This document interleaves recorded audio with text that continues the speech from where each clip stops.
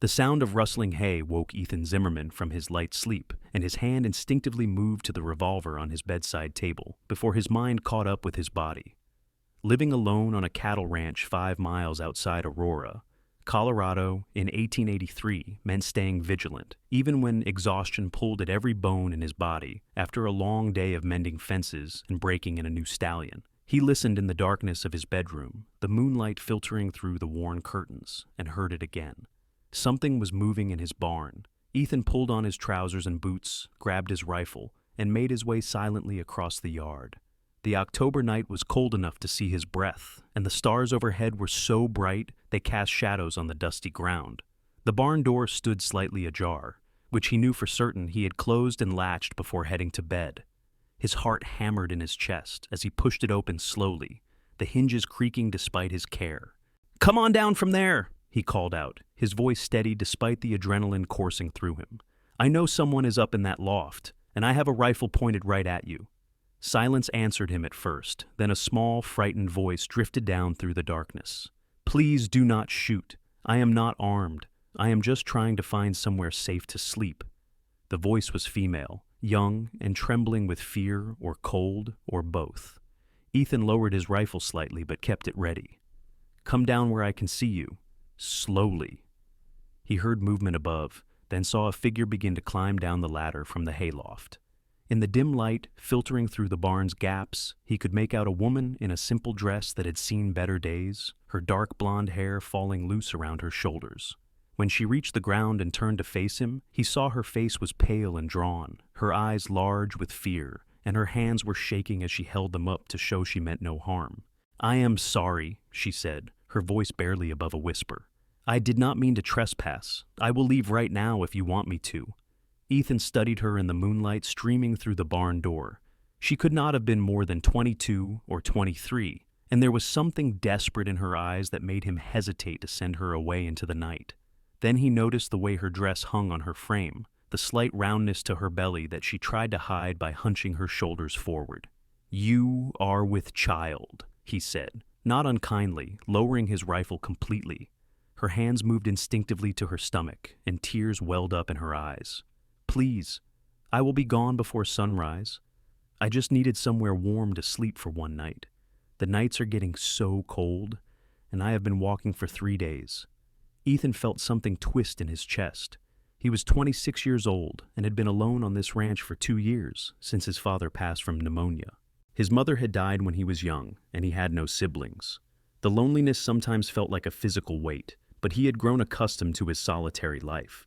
Still, he could not turn away a pregnant woman in need, no matter what trouble she might bring to his door. "What is your name?" he asked, setting the rifle against a post. "Willa," she said softly. "Willa Dalton. I am Ethan Zimmerman. This is my ranch." He ran a hand through his dark hair, considering his options. "You look half-starved, and it is too cold to sleep in a barn. Come up to the house. I will make you something to eat." Willa's eyes widened in surprise, and she took a small step back. "I cannot impose on you like that. You do not know anything about me. I know you are pregnant and alone and have nowhere to go, or you would not be hiding in a stranger's barn," Ethan said matter-of-factly. "That is enough for me to offer you a meal. After that, we can figure out what comes next." She hesitated, clearly torn between pride and desperate need. Finally, hunger won out, and she nodded. "Thank you. You are very kind." Ethan led her across the yard to his modest ranch house. It was nothing fancy, just 4 rooms, including a kitchen, a sitting area, his bedroom, and a small room that had been his father's. He lit the lamps and stoked the fire in the cast-iron stove, then gestured for Willa to sit at the small wooden table while he pulled out what food he had available. As he worked, slicing bread and cold beef, pulling out a jar of his neighbor's preserves and putting a kettle on for tea, he snuck glances at his unexpected guest. She sat rigidly in the chair, her hands folded in her lap, looking around the simple kitchen with wide eyes. There was a bruise on her cheekbone that he had not noticed in the barn, fading but still visible. "When did you last eat a proper meal?" he asked, setting the food in front of her.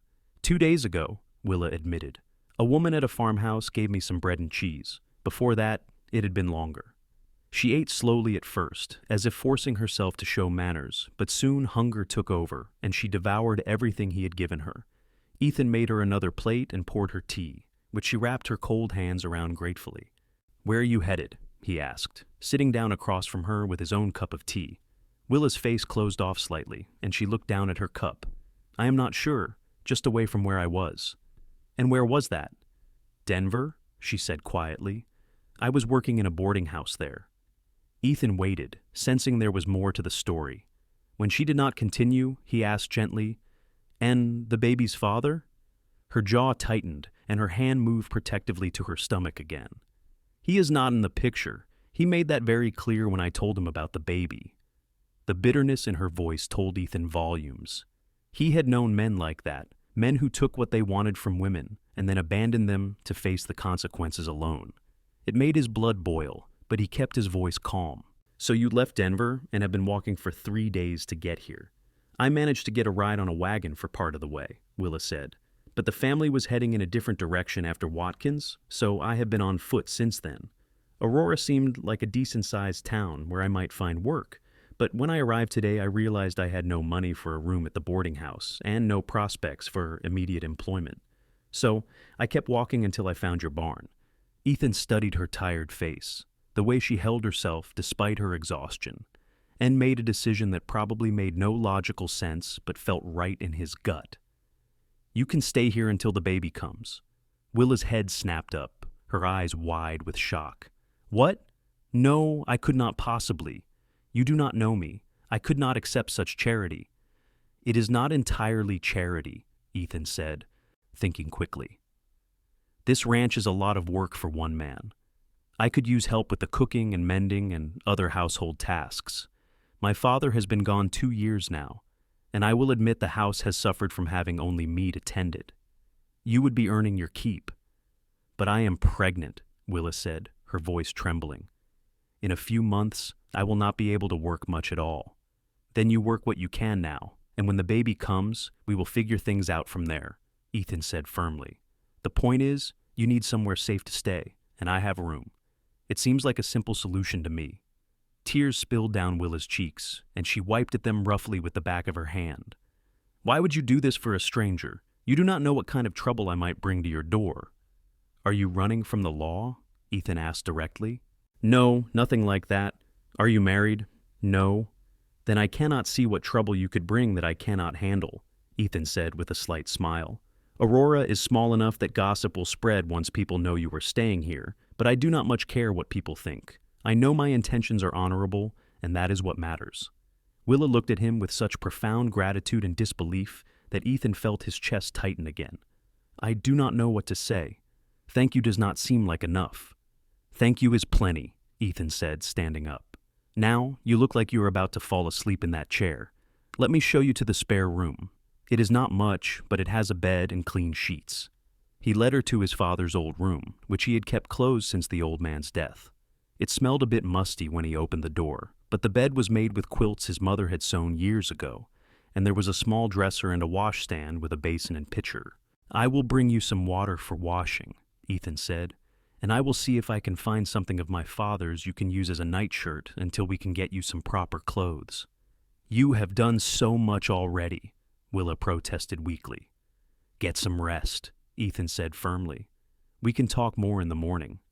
He left her there and went to fetch water and an old shirt of his father's that would be big enough for her to sleep in comfortably. When he returned and knocked on her door, she opened it just a crack, thanked him quietly, and closed it again. Ethan stood in the hallway for a moment, wondering what he had just gotten himself into, then shook his head and went back to his own room. Sleep did not come easily. He lay awake thinking about the young woman in his father's room, pregnant and alone, with nowhere else to turn. He thought about the bruise on her face and the desperation in her eyes when she had climbed down from the hayloft. Something had driven her away from Denver, and he suspected it was more than just an unwanted pregnancy, but she would tell him when she was ready, or she would not. Either way, he had meant what he said.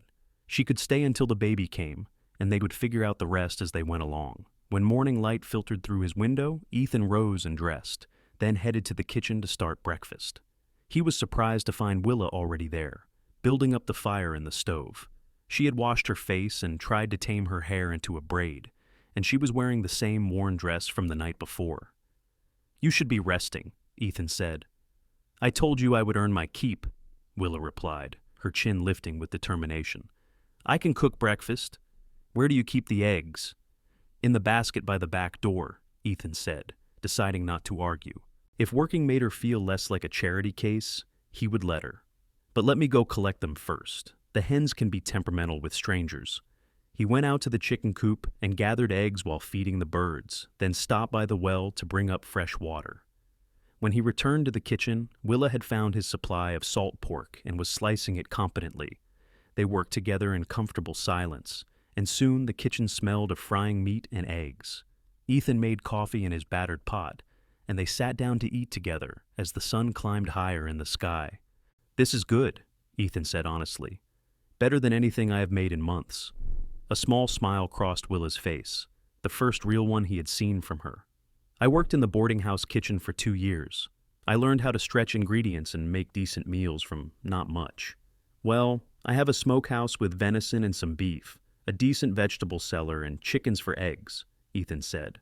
Plus, I trade with neighbors for things like flour and sugar. You will have more to work with than you did at the boarding house, I would wager. They ate in silence for a few more minutes. Then Willa set down her fork and looked at him seriously. I need you to understand something. I am grateful for your help, more grateful than I can express. But I am not looking for a husband. When this baby comes, I plan to find work somewhere and make my own way. I do not want you to think that I am trying to trap you into anything. Ethan met her eyes steadily. I did not think that. I offered you a place to stay because it was the right thing to do, not because I expected anything from you in return except honest work for as long as you are able. What you do after the baby comes is entirely your decision. Willa nodded, looking relieved. Good. I just wanted us to be clear. We are clear, Ethan agreed. Then, because he was curious and wanted to understand her situation better, he added, Can I ask how far along you are? About 4 months, Willa said, her hand moving to her belly again, in that protective gesture he was beginning to recognize. The baby should come in late February or early March. So you have time to get your strength back and figure out your plans, Ethan said. And I get help around the ranch through the winter, which is when I need it most. It is a fair arrangement. After breakfast, Ethan showed Willa around the property. The ranch was not large by some standards, but it was a good piece of land with a sturdy house, a barn, a chicken coop, a smokehouse, and a root cellar. He had about 50 head of cattle grazing on the range, and 3 horses in addition to the new stallion he was training. It is beautiful, Willa said, looking out at the rolling prairie with the Rocky Mountains visible in the distance. So much space and quiet. It can get lonely, Ethan admitted. But I like the work, and the land is good. My father homesteaded this place 20 years ago, and he built it into something solid. I am just trying to maintain what he started. You are doing more than maintaining it, Willa said, gesturing to the new fence posts he had been setting. I can see how hard you work. Ethan felt a small flush of pride at her words. Well, I do my best. They fell into a routine over the following days. Ethan worked the ranch, rising before dawn to tend the animals and spending his days mending fences, checking on the cattle, and doing the countless other tasks that came with running a ranch alone. Willa kept the house, cooking meals that were better than anything he had eaten in years, mending his worn clothes, and slowly bringing order to the chaos of his bachelor existence. She also proved to be good company. In the evenings, after the work was done, they would sit by the fire and talk. Ethan learned that Willa had grown up in Kansas, the youngest daughter of a farmer who had died when she was 15. Her mother had passed years earlier, and her older siblings had their own families to care for, so she had gone to Denver to find work. I thought city life would be exciting, Willa said one evening, her hands busy with mending one of Ethan's shirts. And it was, at first, but the boarding house work was hard, and the city itself was so crowded and dirty. I missed the open spaces. And the baby's father? Ethan asked carefully. Was he someone from the boarding house? Willa's hand stilled, and her face tightened. He was a merchant who stayed at the boarding house regularly. He seemed kind at first, attentive. He told me he cared for me. She laughed bitterly. I was naive enough to believe him. When I told him I was pregnant, he gave me $5 and told me to take care of it.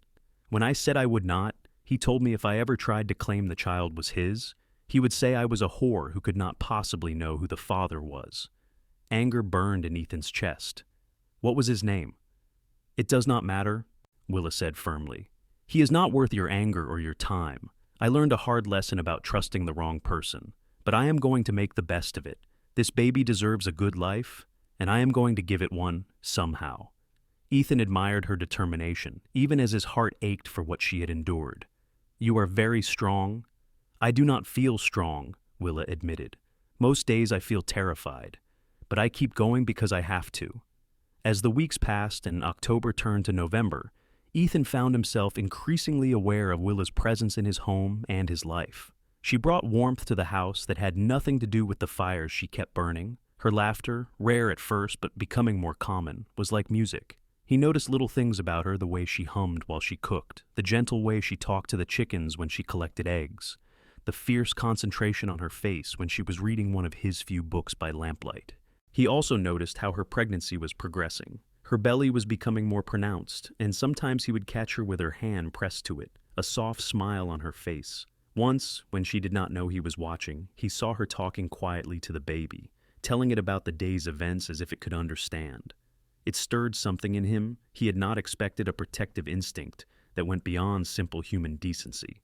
He found himself thinking about her during the day when he was out on the range, wondering if she was warm enough, if she was eating enough, if she was happy. He looked forward to returning to the house each evening, to seeing her face light up when he came through the door, to sitting with her by the fire and hearing about her day. One cold November evening, a storm rolled in from the mountains, bringing driving snow and winds that howled around the house. Ethan made sure all the animals were secured and the fires were well stocked, then settled in for the night. Willa made stew for dinner, and they ate while watching the snow pile up against the windows. "I am glad I am not out in that," Willa said, shivering despite the warmth of the fire. "I keep thinking about how I was sleeping in your barn just a few weeks ago. If this storm had come, then—" "But it did not," Ethan said firmly. "You are safe here." Willa looked at him across the table, her eyes soft in the lamplight. "You have been so good to me, Ethan. I do not know how I will ever repay your kindness." "You do not owe me anything," Ethan said, meaning it. "Having you here has been good for me, too. This house feels like a home again instead of just a place to sleep between work." They held each other's gaze for a long moment, and Ethan felt something shift between them, something unspoken but powerful. Then Willa looked away, her cheeks flushing pink, and began to gather the dishes. The storm lasted 3 days, trapping them in the house together. Ethan did his best to keep up with the necessary chores, braving the cold to feed and water the animals. But most of his time was spent inside with Willa. They talked more than they ever had, sharing stories of their childhoods, their dreams, their fears. Willa told him about her mother's flower garden in Kansas and how she had loved helping tend it. Ethan told her about learning to ride from his father and the pride he had felt the first time he successfully broke a horse on his own. On the third night of the storm, as they sat by the fire with blankets wrapped around their shoulders, Willa suddenly gasped and pressed her hand to her belly. "What is wrong?" Ethan asked, immediately alert and worried. "Is it the baby?" "No, nothing is wrong," Willa said, her face breaking into a wide smile. "The baby is moving. Here, feel." Before he could protest or think better of it, she had taken his hand and pressed it to her rounded belly.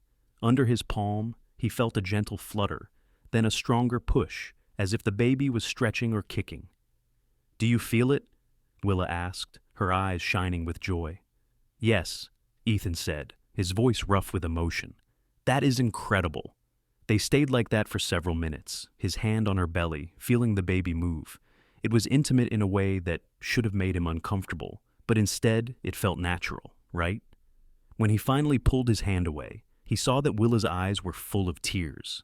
"Thank you," she whispered, "for sharing that with me, for making me feel like this baby is something to celebrate instead of something to be ashamed of." "You should never be ashamed," Ethan said fiercely. "This baby is a gift, no matter how it was conceived." That night, lying in his bed and listening to the wind howl outside, Ethan admitted to himself what he had been trying to deny for weeks. He was falling in love with Willa Dalton, not because she was beautiful, though she was, even worn and tired from her ordeal, not because she was a good cook and housekeeper, though she was that too, but because she was brave and kind and fiercely protective of her unborn child, because her laughter made him happy and her sadness made him want to move mountains to fix whatever was wrong, because she had brought light into his lonely life and made him realize how much he had been merely existing rather than truly living. The realization terrified him, because he had no idea if she felt the same way, and he would never do anything to make her feel obligated to him or trapped. She had made it clear from the beginning that she was not looking for a husband, and he respected that. But it did not change how he felt. When the storm finally broke and the sun came out, revealing a world transformed by snow, Ethan went out to clear paths and check on the animals. The cattle had huddled together for warmth and were none the worse for wear. The horses nickered at him from the barn, eager for exercise after being cooped up. Everything on the ranch had survived the storm intact. Inside the house, Willa had baked bread, and the smell greeted him when he came in for lunch, stamping snow from his boots. She had also made soup from the vegetables in the cellar and salt pork, and they ate together in the warm kitchen. "Ethan," Willa said hesitantly as they were finishing their meal, "I have been thinking, Christmas is coming in a few weeks. Do you usually do anything to celebrate?" Ethan shrugged. "Not much. I usually go into town for church services on Christmas Eve, and sometimes I have dinner with the Johnsons, the family on the neighboring ranch. But I have not made much of it since my father died." "Would you mind if we made it special this year?" Willa asked. "I know we do not have much, but I would like to bake some special treats and maybe make some decorations. It would be nice to celebrate, especially with the baby coming. I want to start building traditions." The way she said "we" made Ethan's heart leap. "I think that sounds wonderful. We can go into Aurora next week when the roads are clearer and get some supplies. Maybe some peppermint and extra sugar and flour." Willa's face lit up with excitement, and Ethan felt a wave of tenderness so strong it almost hurt. He would give her anything she asked for if it meant seeing that smile. The trip to Aurora the following week was Willa's first venture off the ranch since she had arrived. Ethan hitched up the wagon and helped her onto the seat beside him, noticing how her belly had grown, even in the few weeks she had been with him. The ride to town took about an hour, and they talked and laughed the whole way, their breath puffing white in the cold air. Aurora was a small but growing town with a main street lined with shops, a church, a schoolhouse, a saloon, and a hotel with a restaurant. As they drove down the street, Ethan saw curtains twitch in windows, and people turned to stare. He had known the gossip would start as soon as people saw Willa with him, but he kept his head high and ignored the looks. They stopped first at the general store, where Ethan helped Willa down from the wagon. Inside, the proprietor, a man named Harold Simmons, who Ethan had known for years, looked at Willa with undisguised curiosity. "Ethan," Harold said with a nod, "who is your companion?" "This is Miss Willa Dalton," Ethan said firmly, emphasizing the miss. "She is staying at my ranch and helping with the household tasks. Willa, this is Harold Simmons. He runs the best general store between here and Denver." "Pleased to meet you, sir," Willa said politely, though Ethan could see the tension in her shoulders. "Likewise," Harold said, though his tone was skeptical. "What can I get for you folks today?" They purchased flour, sugar, peppermint, dried fruit, and several other items for Christmas baking. Ethan also insisted on buying Willa some fabric for a new dress and a warm shawl, which she protested until he reminded her that she was earning her keep and deserved to have proper clothing. As they were loading their purchases into the wagon, a woman approached them. She was in her mid-40s with kind eyes and graying hair tucked under a bonnet. "Ethan Zimmerman, is that you?" she called out. Ethan turned and smiled. "Mrs. Johnson, it is good to see you." "And you," she said, reaching them and looking at Willa with open curiosity, but no judgment. "Who is this lovely young woman?" "This is Willa Dalton. She is staying at my ranch for the winter." "Willa, this is Mrs. Sarah Johnson. She and her husband Tom have the ranch next to mine." "Pleased to meet you," Willa said, offering her hand. Mrs. Johnson shook it warmly, and Ethan saw her eyes take in Willa's condition with quick understanding, but instead of censure, her expression softened with sympathy. "Well, Willa, it is lovely to meet you. I hope Ethan is treating you well. If you need anything at all, anything a woman might need, you come see me. Our ranch is just 5 miles east of Ethan's place." "Thank you, madam," Willa said, looking touched by the kindness. "That is very generous." "Nonsense, Mrs. Johnson said. "We women need to look after each other. Now, I insist you both come for Christmas dinner. I will not take no for an answer, Ethan. You have been alone too long, and I am sure Willa would enjoy the company." Ethan looked at Willa, who nodded shyly. "We would be honored, Mrs. Johnson. Thank you." As they drove back to the ranch, Willa was quiet for a while before finally speaking. That was kind of her. I expected judgment, but she seemed genuinely nice. Sarah Johnson is one of the best people I know, Ethan said. She and Tom have been good neighbors to me since my father died. They have 3 daughters, all grown now and married. I think Sarah misses having young people around. What about the others? Willa asked. I saw how people were looking at me in town. Let them look, Ethan said firmly. Anyone who matters will not judge you, and anyone who judges you does not matter. You are under my protection, Willa, and I will not let anyone hurt you or say unkind things about you. Willa reached over and squeezed his hand briefly. You are a good man, Ethan Zimmerman. The warmth of her hand lingered long after she pulled away, and Ethan drove the rest of the way home with a lightness in his chest. The weeks leading up to Christmas were some of the happiest Ethan could remember.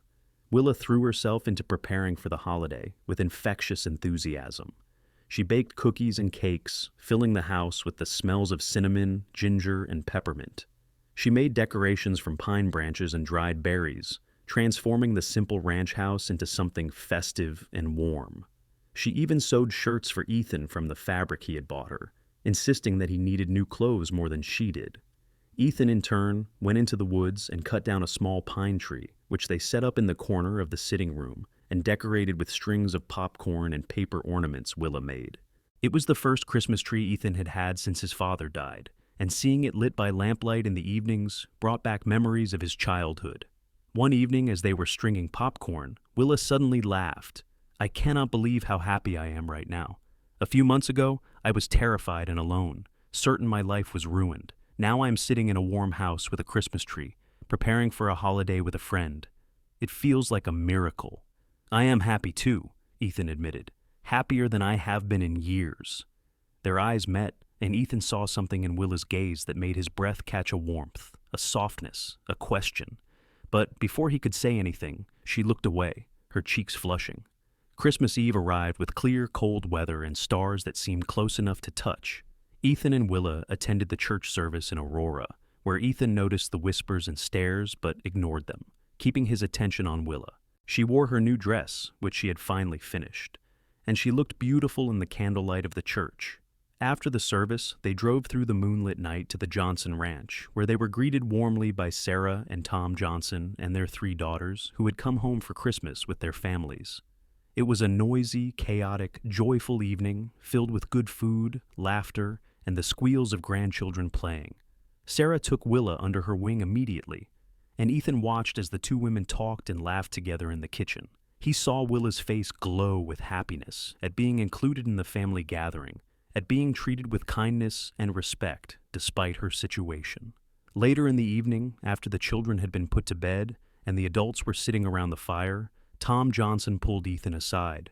That is a good woman you have there, Tom said, nodding toward Willa, who was talking with Sarah and the daughters. Sarah told me a bit about her situation. It is decent of you to help her. She has helped me just as much, Ethan said honestly. More, maybe. Tom studied him for a moment, then grinned. You are in love with her. Ethan started to deny it, then realized there was no point. Yes, but she is not looking for a husband. She wants to make her own way after the baby comes. Does she know how you feel? Tom asked. No. I would never want to make her feel pressured or obligated. She has been through enough. Maybe she needs to know she has options, Tom suggested. That she is not just welcome until the baby comes, but that she could stay forever if she wanted. Sometimes people need to hear things said out loud, Ethan. Ethan considered this as they drove home through the snowy night. Willa was quiet beside him, wrapped in her shawl and blankets, looking up at the stars. Thank you for tonight, she said softly. That was the best Christmas Eve I have had in years. Your neighbors are wonderful people. They liked you, Ethan said. Sarah told me to bring you back any time, and she meant it. When they reached the ranch and Ethan had taken care of the horses, they went inside to the warm house. Ethan had left a fire burning in the stove, and the Christmas tree glowed softly in the corner. I have something for you, Ethan said, suddenly nervous. He reached behind the tree and pulled out a package wrapped in brown paper.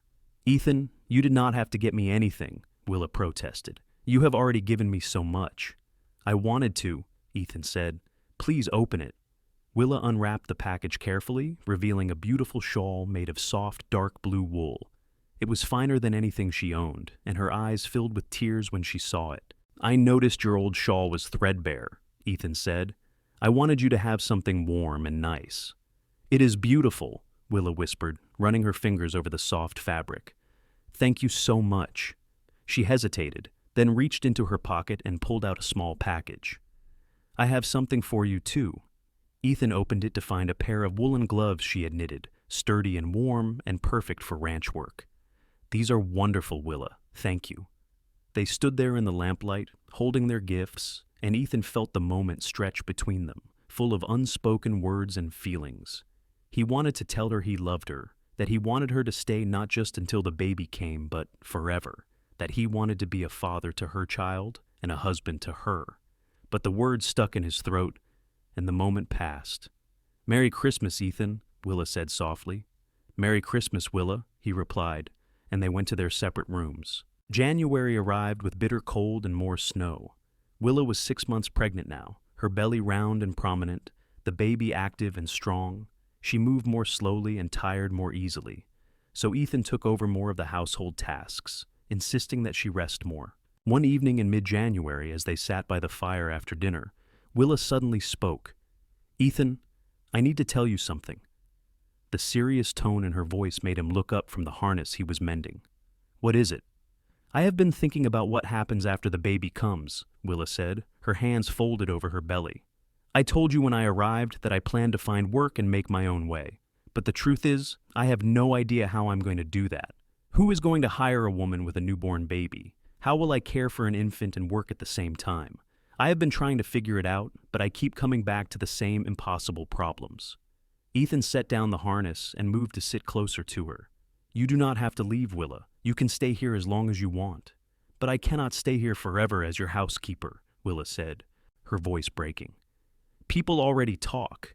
And what about when you want to marry someday? What woman would want to marry a man who has another woman and her child living in his house?" "What if I do not want to marry someday?" Ethan said carefully. "What if I want to marry now? What if I want to marry you?" Willa's head snapped up, her eyes wide with shock. "What?"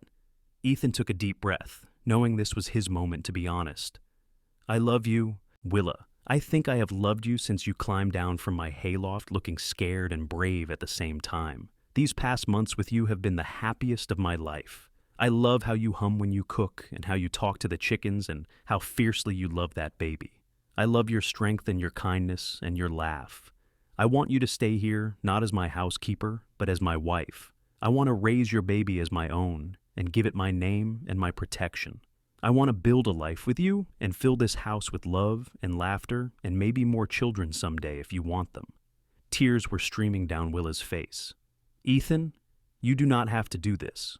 You do not have to sacrifice yourself out of some sense of duty or pity." "This is not about duty or pity," Ethan said fiercely, taking her hands in his. "This is about love. I love you, Willa Dalton, and I want to spend my life with you, but only if that is what you want too. I will never pressure you or make you feel obligated. If you want to leave after the baby comes and try to make it on your own, I will help you however I can. But if there is even a chance you could love me back, I am asking you to stay and marry me." Willa was crying openly now, but she was also smiling. "I do love you. I have been trying not to because I did not want to trap you or make you feel responsible for me. But I love you so much, Ethan. You have shown me what a good man is really like. You have made me feel safe and valued and cared for. You have made me believe I deserve good things and that my baby deserves a good father. Yes, I will marry you. Yes, I want to stay and build a life with you." Ethan pulled her into his arms as carefully as he could, with her pregnant belly between them, and they held each other and cried together. When they finally pulled back, Ethan cupped her face in his hands and kissed her gently, a soft press of lips that promised love and protection and forever. "When?" Willa asked, breathless. "When should we get married?" "As soon as possible," Ethan said. "I want to give the baby my name when it is born. We can go into Aurora next week and talk to the minister." "People will still talk," Willa warned. "They will count the months and know the baby is not yours." "Let them talk," Ethan said firmly. "Anyone who matters will know that this baby is mine from the moment it is born, because I claim it as mine. Blood does not make a father. Love and commitment do. They were married 3 weeks later in a simple ceremony at the church in Aurora with Tom and Sarah Johnson as witnesses. Willa wore a new dress that Sarah had helped her sew, letting out the seams to accommodate her belly, and Ethan wore his best suit. The minister, who was a kind older man, did not ask questions about the timing, simply pronounced them husband and wife and wished them joy. After the ceremony, Sarah hugged them both and whispered to Willa, "I am so happy for you, dear. You have found a good man." "I know," Willa whispered back. "I am the luckiest woman alive." They had a celebratory dinner with the Johnsons, then drove home to the ranch as husband and wife. That night, they truly became a married couple in every way, and Ethan held Willa with such tenderness and love that she cried happy tears. "I never thought I could feel this way again," Willa said as they lay together in the darkness. "After what happened in Denver, I thought I would never trust a man again. But you have shown me that not all men are like him. You have given me back my faith in love." "You have given me everything," Ethan said, his hand resting on her belly where the baby was moving. "You and this little one. You have made this house a home and given me a family." February brought more cold and snow, but inside the ranch house there was warmth and love and anticipation. Willa grew larger and more uncomfortable, and Ethan fussed over her, insisting she rest and let him do all the heavy work. He brought her tea and made her prop her swollen feet up, and at night he rubbed her aching back and talked to the baby, telling it stories about the ranch and the horses, and how much they were looking forward to meeting it. Sarah Johnson came to visit regularly, bringing supplies and advice and companionship. She helped Willa sew baby clothes and blankets, and she talked frankly about what to expect during childbirth, which Ethan appreciated because he was terrified of something going wrong. "Willa is young and strong," Sarah reassured him, "and I have delivered plenty of babies, including my own 3. When the time comes, send for me, and I will be here to help." The baby came in early March during a late winter snowstorm. Willa's labor started in the middle of the night, and Ethan rode through the snow to fetch Sarah, his heart pounding with fear and excitement. By the time they returned, Willa was in active labor, and Sarah took charge with calm efficiency. Ethan stayed by Willa's side the entire time, holding her hand and wiping her forehead with a cool cloth, and telling her how strong she was, how brave, how much he loved her. The labor was long and difficult, and there were moments when Ethan was terrified they might lose her, or the baby. But Willa fought through it with determination, and finally, as dawn was breaking and the snow was letting up, a baby's cry filled the house. "It is a boy," Sarah announced, wrapping the baby in a blanket and placing him in Willa's arms. "A beautiful, healthy boy." Willa looked down at her son with tears streaming down her face, and Ethan looked at them both with his heart so full he thought it might burst. The baby had a shock of dark hair and was red-faced and squalling, his little fists waving in the air. "He is perfect," Ethan said, his voice choked with emotion. "You did it, Willa. You were so brave." "We did it," Willa corrected, reaching for his hand.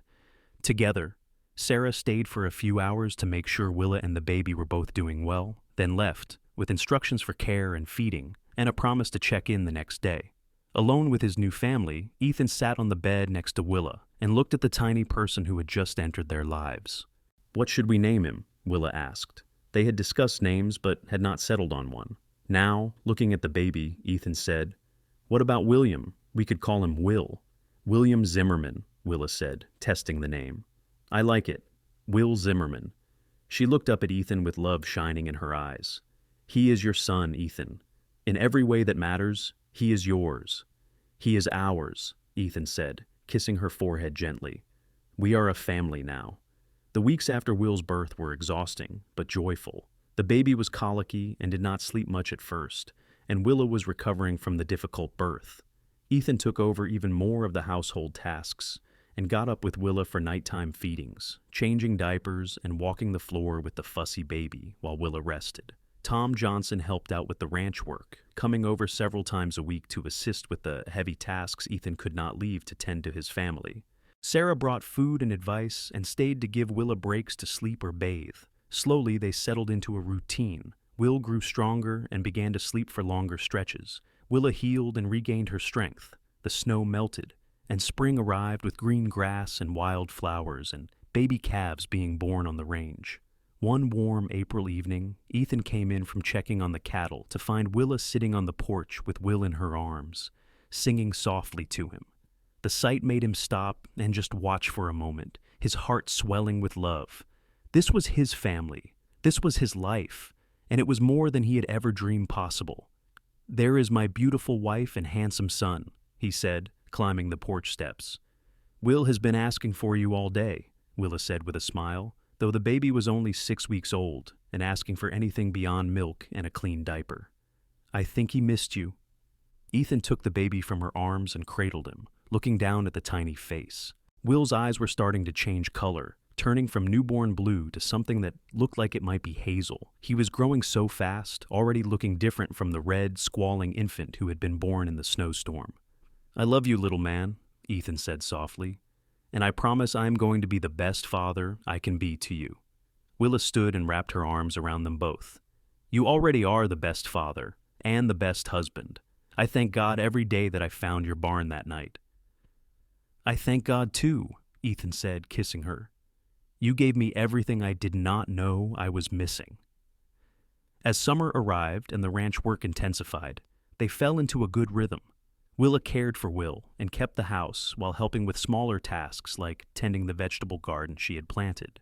Ethan worked the land and the cattle, coming home each evening to his family with a sense of satisfaction and contentment he had never known before. In June, they celebrated Will's 3-month birthday by having the Johnsons over for dinner. Sarah had brought gifts for the baby, and Tom and Ethan talked about ranching while the women cooed over Will, who was starting to smile and coo back. "You two look happy," Sarah said, watching Ethan and Willa as they stood together, Willa leaning into Ethan's side while he held Will. "This is what a family should be." "We are happy," Willa said simply. "Happier than I ever thought possible." That night, after the Johnsons had gone home and Will was asleep in the cradle Ethan had built, Ethan and Willa sat on the porch and watched the stars come out. "I have been thinking," Willa said, "about maybe having another baby someday.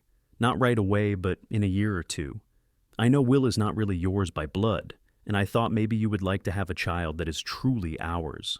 Ethan turned to her with surprise. "Will is truly ours, Willa. I do not think of him as anything but my son. But if you want to have more children, I would love that. I think Will would be a wonderful big brother. I want our children to grow up knowing they are all equally loved," Willa said.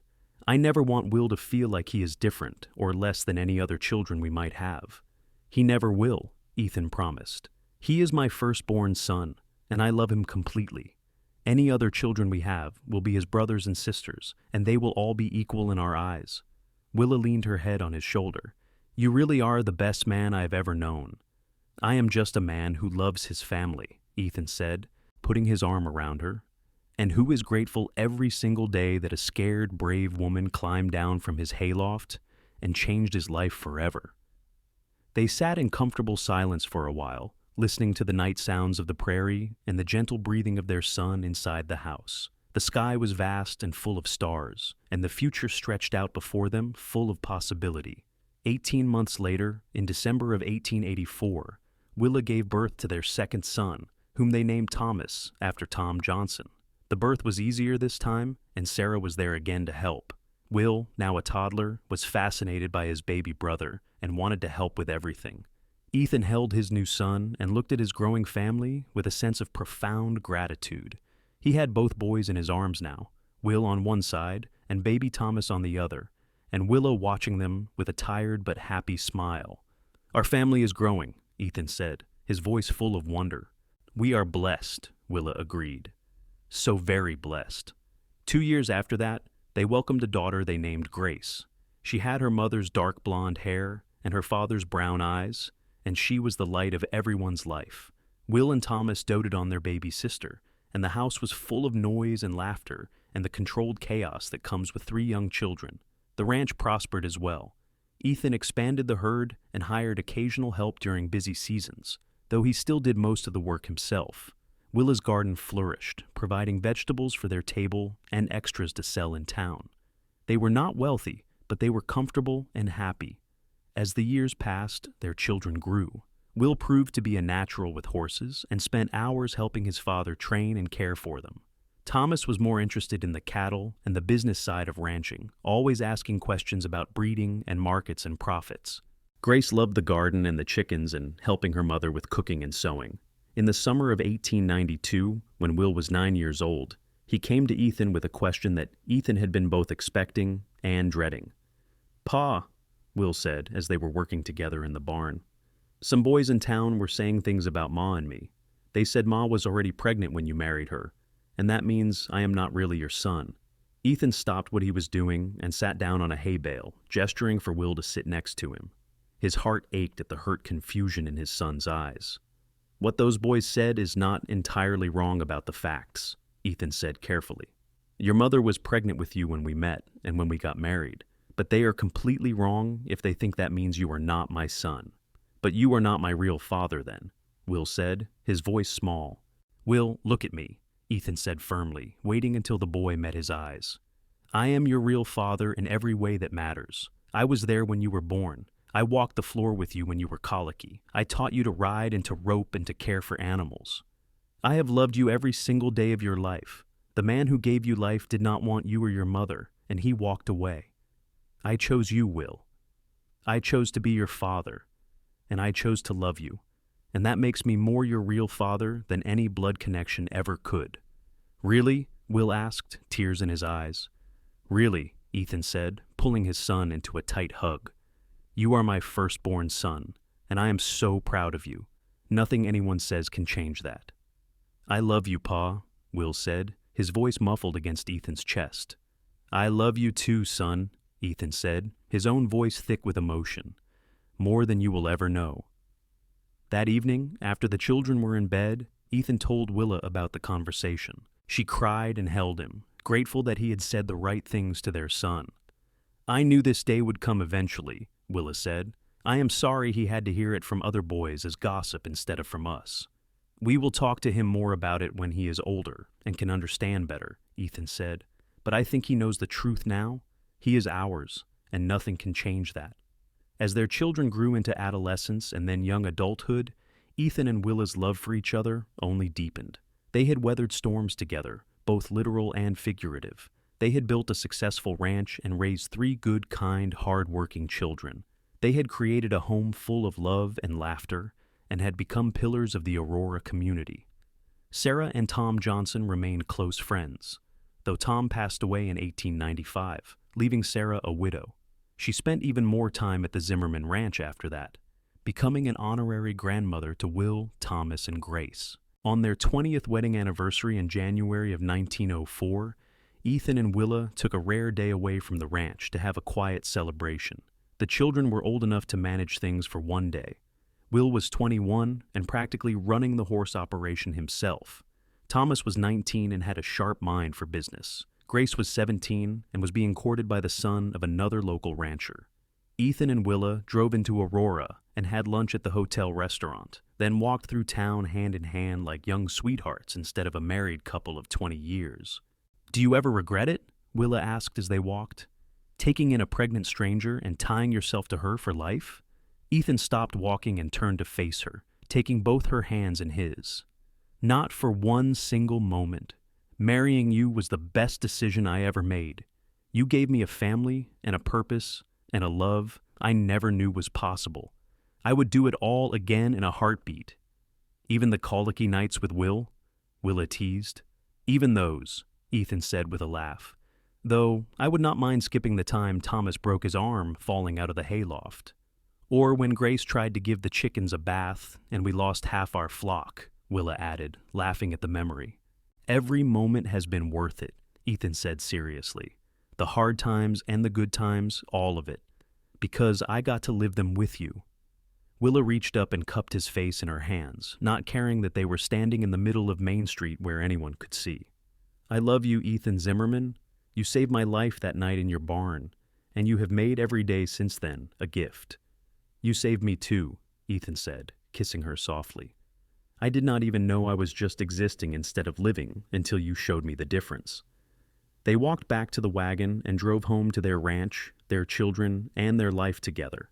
As they crested the hill and saw the house and barn spread out before them, Willa sighed with contentment. "Home," she said simply. Home, Ethan agreed, reaching over to take her hand. Will got married the next year to a sweet girl from Aurora named Margaret, and they built a house on the far edge of the Zimmerman property. Within 2 years, they had given Ethan and Willa their first grandchild, a little girl named Emma.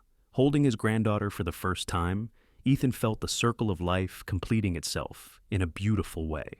Thomas married a year after Will, and he and his wife Clara also built a house on the ranch property. The Zimmerman Ranch was becoming a family compound, with 3 generations working the land together. Grace married the rancher's son, a good man named Peter, and moved to his family's ranch 10 miles away. She visited often, and Willa loved having her daughter and eventually her grandchildren around the table for Sunday dinners. As Ethan and Willa entered their 60s, they gradually handed over the daily operation of the ranch to Will and Thomas, though Ethan still spent time with the horses and Willa still tended her garden. They had more time now to sit on the porch in the evenings and watch their grandchildren play in the yard, where their own children had played years before. On a warm summer evening in 1915, 32 years after that fateful night when Willa had hidden in his hayloft, Ethan and Willa sat on their porch watching the sunset. They were in their early 60s now, their hair gray and their faces lined, but their love was as strong as ever. "Do you remember what you said to me that first night?" Willa asked, her hand in his, as it had been for thousands of evenings before. "When you found me in your barn?" "I said a lot of things that night," Ethan replied with a smile. "You said I could stay until the baby came," Willa reminded him. "And here I am, 32 years later, and I never left." "Best decision I ever made," Ethan said, squeezing her hand. "Telling you that you could stay." "Best decision I ever made was taking you up on it," Willa said, leaning her head on his shoulder. "And staying forever." They sat in comfortable silence as the sun painted the sky in shades of orange and pink and purple. Around them, their ranch thrived, worked by their children and grandchildren. Inside the house, the rooms that had once been so empty and quiet echoed with memories of laughter and love and family dinners and Christmas mornings and all the moments that make up a life well lived together. Will came walking up from the barn with little Emma on his shoulders, now 6 years old, and chattering away about the new colt she had seen. Thomas and Clara's twin boys were racing each other across the yard while their mother called after them to slow down. Grace was visiting with Peter and their 3 children, and the sound of young voices floated out from inside the house where they were helping Willa's grown daughters-in-law prepare dinner. "This is what I dreamed of," Willa said softly, watching her family. "Not the specifics, but this feeling, love and safety and belonging, a place where I fit, people who chose me and kept choosing me every day." "We chose each other," Ethan corrected gently. "And we built this together." "Yes," Willa agreed, turning to look at him with eyes that still held the same love they had 32 years ago, just deeper now, richer with years of shared experiences. "We built this together, and it is more beautiful than anything I could have imagined that scared night when I climbed into your hayloft." Ethan cupped her face in his weathered hands and kissed her, a kiss that held 3 decades of love and commitment and partnership. When they pulled apart, they were both smiling. "Come on, Grandma and Grandpa," Will called from the yard, Emma still on his shoulders. "Dinner is ready, and you know how Ma gets if we let the food get cold." Clara appeared on the porch, wiping her hands on her apron. "Will Zimmerman, I heard that," she said with mock severity, then laughed. "But he is right. Everything is ready, so come inside before the children eat all the rolls." Ethan stood and helped Willa to her feet, and they walked hand in hand into the house full of their children and grandchildren, full of noise and laughter and love. The long table that Ethan had built to accommodate their growing family was laden with food, and everyone gathered around it, 3 generations of Zimmermans. Before they ate, as was their tradition, they joined hands around the table while Ethan said grace. He thanked God for the food, for the land, for their health, and for the family gathered around the table. But mostly he thanked God for the night 32 years ago when a desperate young woman had sought shelter in his barn and changed his life forever. "Amen," everyone chorused, and then the meal began with the happy chaos of passing dishes and conversations overlapping, and children giggling, and the comfortable feeling of family. Later that night, after everyone had gone home or to bed, Ethan and Willa prepared for bed themselves. As they lay in the darkness, Willa curled into Ethan's side the way she had for 32 years, his arm around her and her head on his chest. "Thank you," Willa whispered into the darkness. "For what?" Ethan asked, his hand stroking her hair gently. "For seeing past the scared, pregnant woman in your barn to the person I could become. For giving me a chance when I had nothing to offer you but trouble and gossip and hard work. For loving me even when I did not think I deserved to be loved. For being a father to Will when you did not have to be. For building this life with me. For everything." "You had plenty to offer," Ethan said softly. "You offered me your strength, your kindness, your love, your loyalty. You gave me a family and a home and a reason to wake up every morning. You made my life mean something beyond just survival. I should be thanking you." "Then we will thank each other," Willa said, tilting her head up to kiss him. "And we will keep choosing each other, every day, for as long as we have." "Deal," Ethan murmured, kissing her back. "Every day, for as long as we have." They fell asleep that way, wrapped in each other's arms, content in the knowledge that they had built something lasting and good. The ranch that had been a lonely outpost when Ethan inherited it had become a thriving family home. The scared young woman who had hidden in the hayloft had become the beloved matriarch of a growing family. The lonely cowboy who had offered shelter for one night had found the love of his life.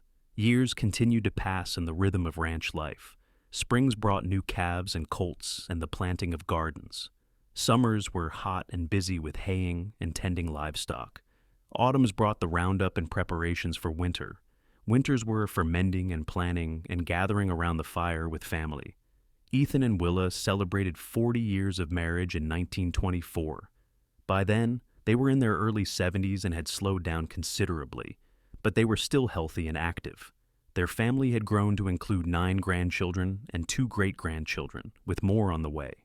For their anniversary, Will and Thomas organized a big celebration at the ranch, inviting neighbors and friends from Aurora and all the extended family.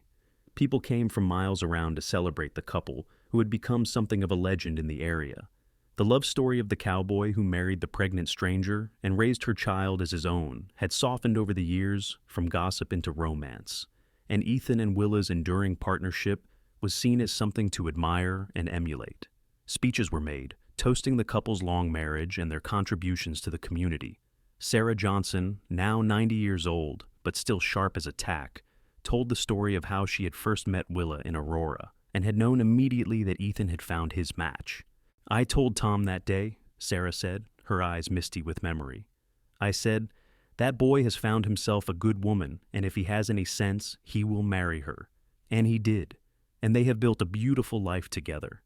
They are proof that love is not about how you start, but about how you choose to continue, day after day, year after year. When it was Ethan's turn to speak, he stood with Willa's hand in his and looked around at the faces gathered to celebrate with them. His children and grandchildren and great-grandchildren, his friends and neighbors, all the people who made up the fabric of their lives. 40 years ago, I made the best decision of my life when I told a scared young woman hiding in my barn that she could stay until her baby came, Ethan said, his voice strong despite his age. And then I made an even better decision when I asked her to stay forever. Willa has been my partner, my best friend, my love, and my anchor for 4 decades. She made me a better man and gave me a family I treasure more than anything. I thank God every day that she chose my barn that night, and I hope we have many more years together. Everyone applauded, and Willa stood to kiss him, tears streaming down her face. "I love you," she whispered against his lips, "today and always." The party lasted well into the evening, with music and dancing and more food than anyone could eat. Children ran and played while adults talked and laughed. It was a celebration not just of a marriage, but of a life well lived, of choices made and kept, of love that had endured and grown stronger with time.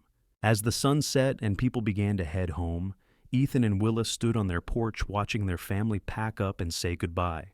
Will and Margaret, middle-aged now with grown children of their own, hugged them tightly. Thomas and Clara did the same, as did Grace and Peter, who had stayed young in spirit even as their hair grayed.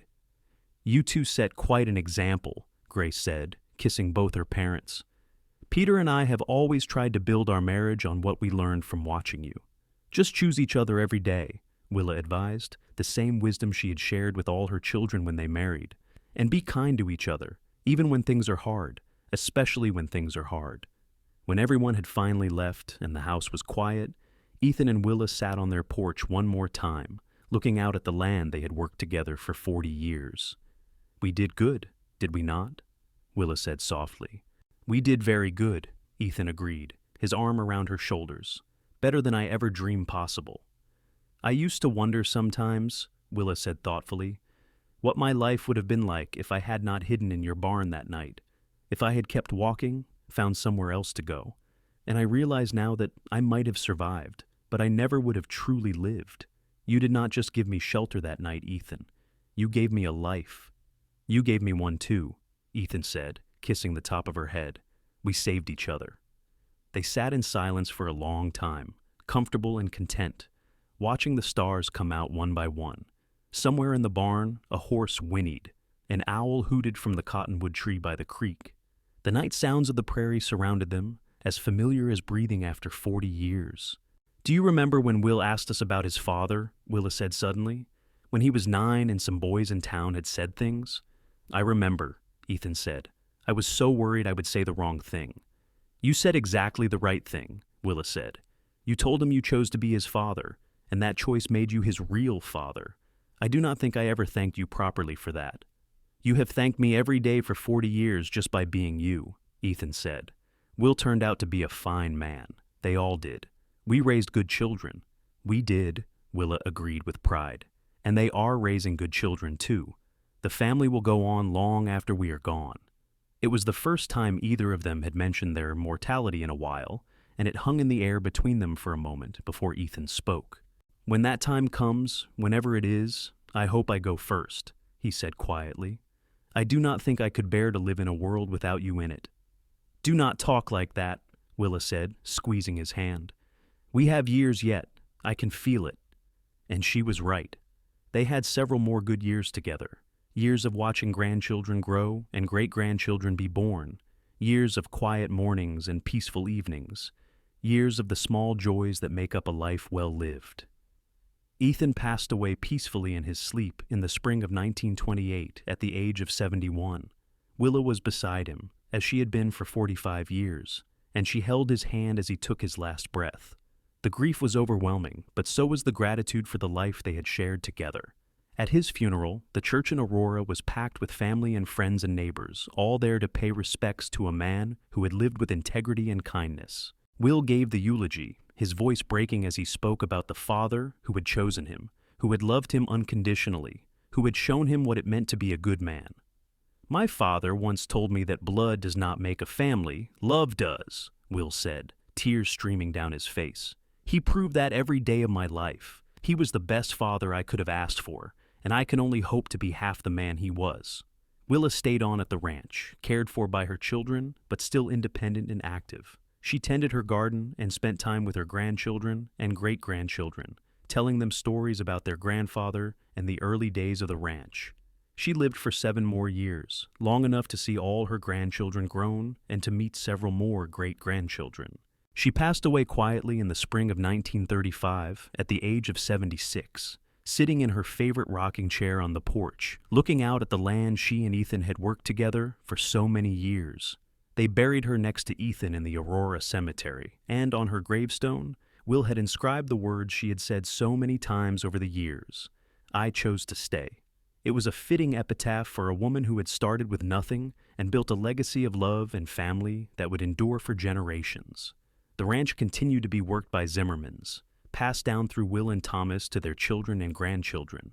The story of Ethan and Willa was told and retold, becoming part of family lore, an example of how love can transform lives and how choosing each other every day can build something that lasts forever. In the barn, up in the hayloft where it all began, there was a small carved heart with initials, EZ plus WD. Ethan had carved it one day years after they were married, marking the place where their story started.